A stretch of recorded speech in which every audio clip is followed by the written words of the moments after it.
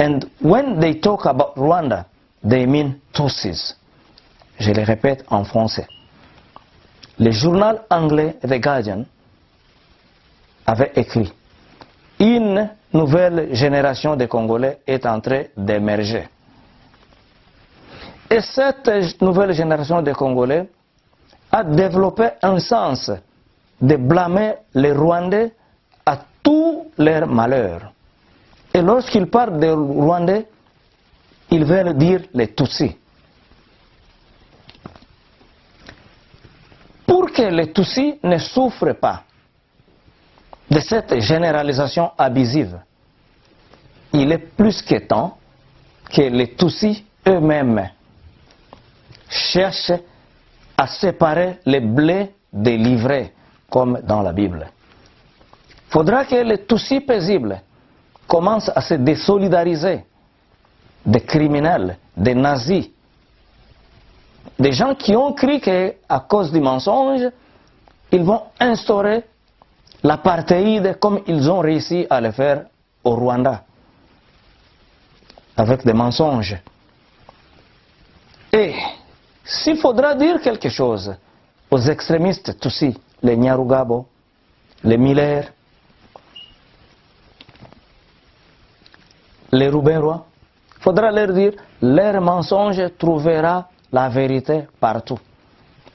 Ils ont commencé à faire des manifestations dans la diaspora et ici dans la diaspora, on les a promis, vous faites une manifestation, les Congolais vous répondent par 10 manifestations. Vous faites une manifestation, si vous venez du nord, et les Congolais viendront du sud, vous vous rencontrez au centre et les Européens ou les Américains vont diviser les manifestations. C'est ça le principe, c'est pour cela, dans cette vidéo, on va vous proposer aussi les contre-marches des Congolais de la diaspora vis-à-vis des extrémistes de la diaspora hégémonique Tutsi en République démocratique du Congo, qui sont en train de scier l'arbre sur lequel ils sont perchés.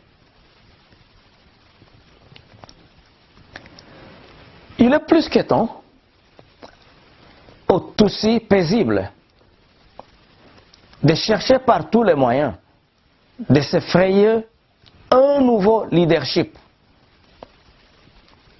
C'est ce qui a fait de l'Allemagne ce qu'elle est aujourd'hui. Parce que l'Allemagne avait d'abord eu à se débarrasser de son leadership nazi.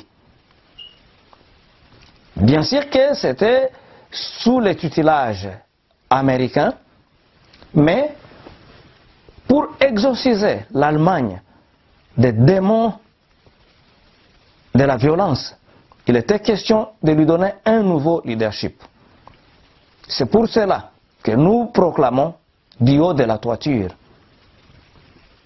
que les dialogues que les extrémistes Tutsis sont en train de chercher n'aura pas lieu tant que les personnes associées au massacre des Congolais, toute personne ayant participé de près ou de loin au RCD, au M23, au CNDP d'un combattant, d'ailleurs là on a oublié de mentionner ça, les Congolais n'ont pas le temps de perdre avec ces gens, leur terre promise se trouve en prison. Et si on parle qu'en République démocratique du Congo, il règne l'impunité, le grand bénéficiaire de l'impunité sont les extrémistes Tutsis. Parce que les horaires qu'ils ont faits en République démocratique du Congo ne méritent pas qu'une personne comme Azarias Ruberwa soit ministre. Que quelqu'un comme Moïse Nyarugabo soit un sénateur, le sénateur des cimetières, là où il y a les croix des gens qu'il a tués ou quoi. Il y a aussi ce point qui est aussi très capital, s'il faut s'adresser aux extrémistes Tutsis.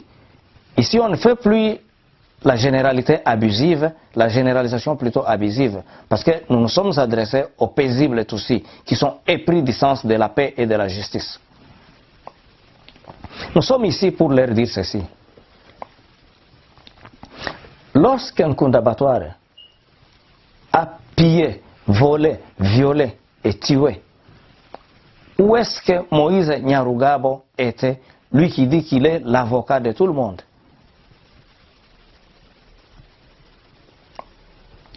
Quand est-ce que Moïse Nyarugabo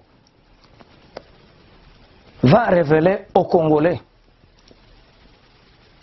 les ressources que le Rwanda a pillées? Parce que lui, Moïse Nyarugabo, il est plus congolais que tout le monde. Maintenant, nous avons un problème avec les pillages que le Rwanda a fait au Congo. Moïse Nyarugabo peut-il être dans une commission qui va déclarer que le Rwanda doit restituer quelque chose de tout ce qu'il a pillé en République démocratique du Congo?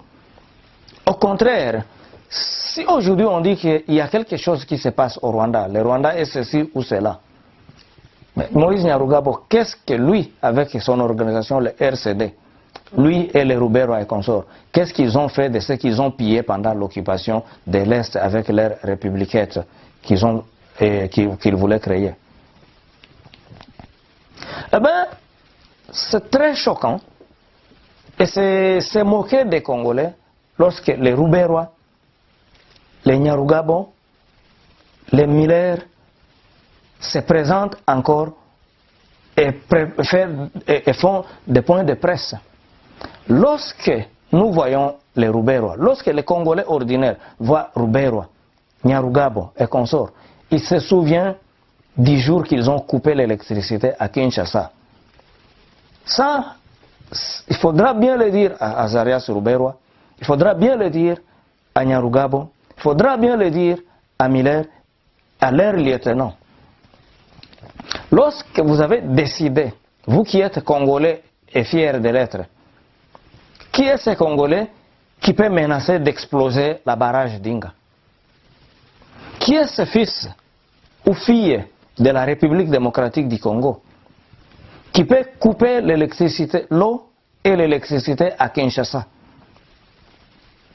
Moïse Nyarugabo, Ruimbika Miller, Azarias Ruberois. Savez-vous que lorsque vous avez coupé l'électricité à Kinshasa, il y avait des enfants, des bébés dans les incubateurs de nos hôpitaux? Lorsque vous avez inoculé ou bien contaminé les dépôts de sang de l'hôpital à Bukavu avec le VIH, savez-vous qu'il y a des conséquences jusqu'aujourd'hui? Parce que d'autres cas du sida à l'est de la République démocratique du Congo sont liés à cette